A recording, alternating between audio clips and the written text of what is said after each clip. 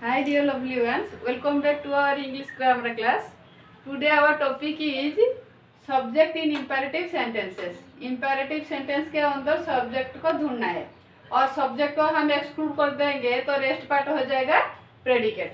तो चलते हैं डिस्कस करते हैं. तो पहले हम imperative sentence के बारे में थोड़ा याद कर लेते हैं. imperative sentence expresses a command. ये जो imperative sentence है ना, expresses a command.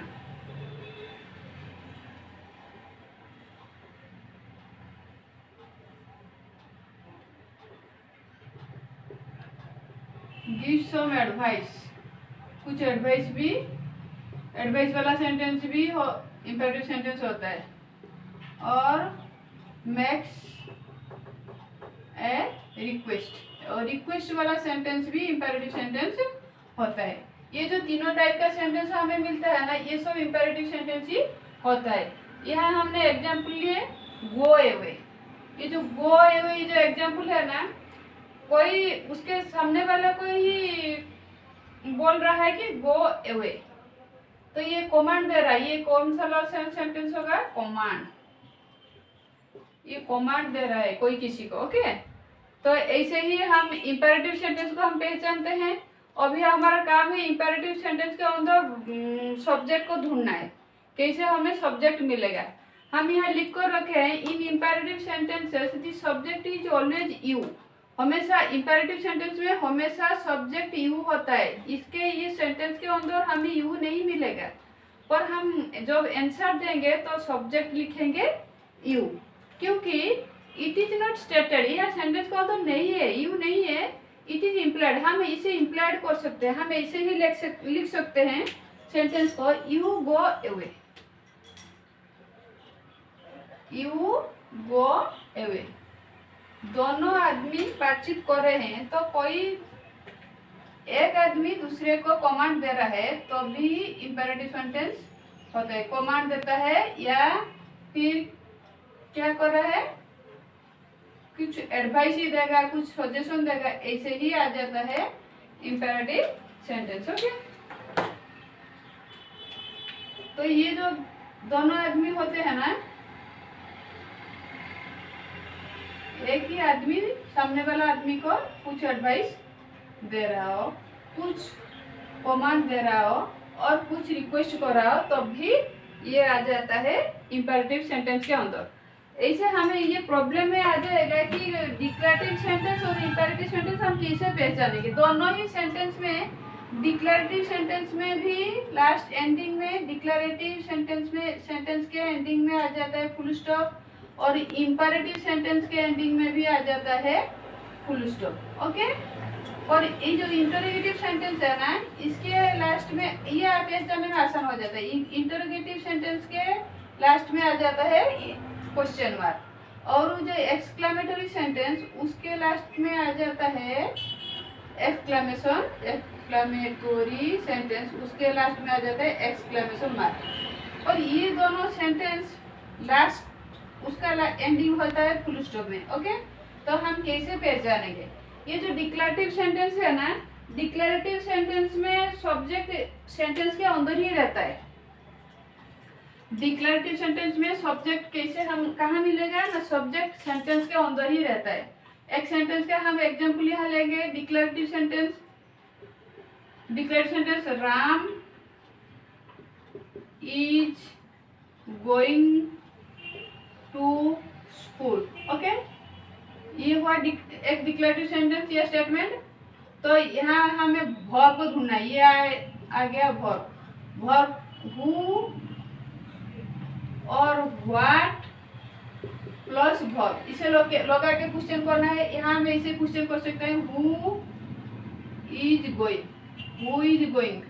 क्वेश्चन हो गया, तो आंसर क्या आ जाएगा?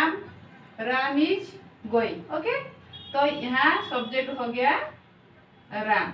ये सेंटेंस के डिक्लेरेटिव सेंटेंस के अंदर है. और ये जो हम इंपेरेटिव सेंटेंस है ना, हमने यहाँ लिया इंपेरेटिव सेंटेंस गो अवे.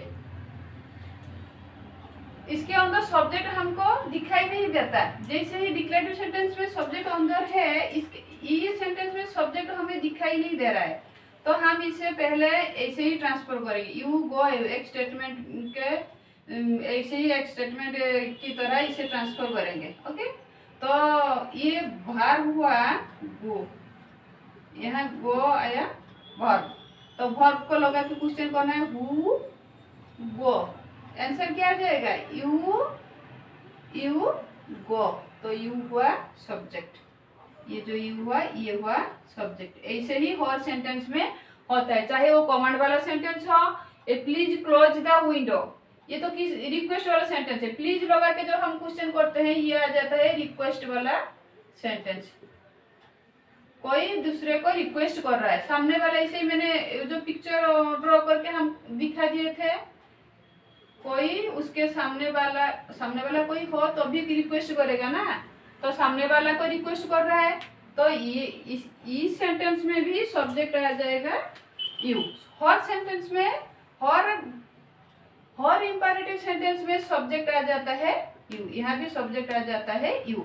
तो ये जो जितना हिस्सा आपको दिखाई दे रहा है, ये टोटल फुल हिस्सा होगा प्रेडिकेट, ये फुल हिस्सा क्या होगा प्रेडिकेट। ओके, देन एग्जाम्पल 3 पर आ जाएंगे, ऑलवेज रिमेन कूल। कोई किसी को सजेशन दे रहा है, ये कौन सा वाला सेंटेंस है, सजेशन या एडवाइस दे रहा है, तो ये हो जाएगा, ये सजेशन या एडवाइस दे रहा है, तो ये हो जाएगा क्या, ये भी होगा इंपेरेटिव सेंटेंस। तो यू ऑलवेज, इसे ऐसे लिखेंगे, यू ऑलवेज रिमेन कूल। यहाँ हु व्हाट लगा के आप क्वेश्चन पुट कर सकते हो, नहीं तो ऐसे ही फटाक से लिख देना कि सब्जेक्ट हुआ यू हुआ subject. Okay, then always remain cool, जो सेंटेंस आपको दिखाई दे रहा है ये होगा प्रेडिकेट, ये टोटल पार्ट हो जाएगा प्रेडिकेट। देन एग्जांपल 4 पर चलेंगे, ड्राइव हिम अवे, इसे भी इसे लिखेंगे, यू ड्राइव हिम अवे। हमें यू को इम्प्लाई करना है सेंटेंस के अंदर। ओके, हमने यहाँ लिख दिया ना, इट इज इम्प्लाइड, ऐसे ही हम यू को इम्प्लाई करना है, यू ड्राइव हिम अवे, तो ये हुआ सब्जेक्ट।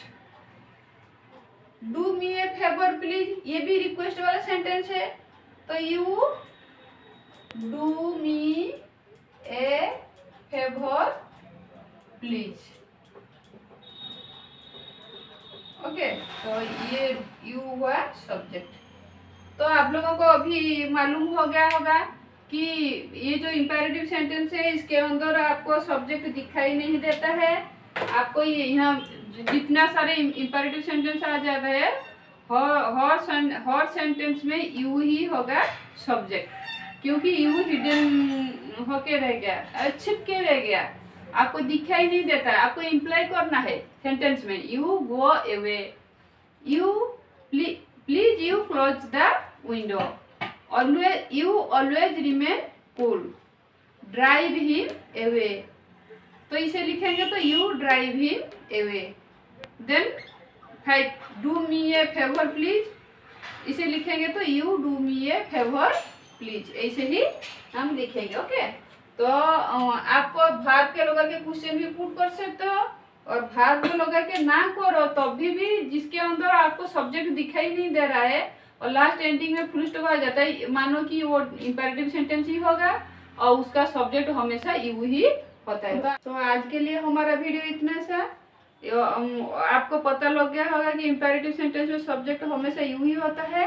आगे हम एक दूसरा वीडियो लेकर आएंगे, एक्सक्लेमेटरी सेंटेंस में सब्जेक्ट को पहचानेंगे और प्रेडिकेट को भी जानेंगे। तो आपको ये वीडियो अच्छा लगा तो एक लाइक, शेयर और सब्सक्राइब करना। आज के लिए बस, बाय।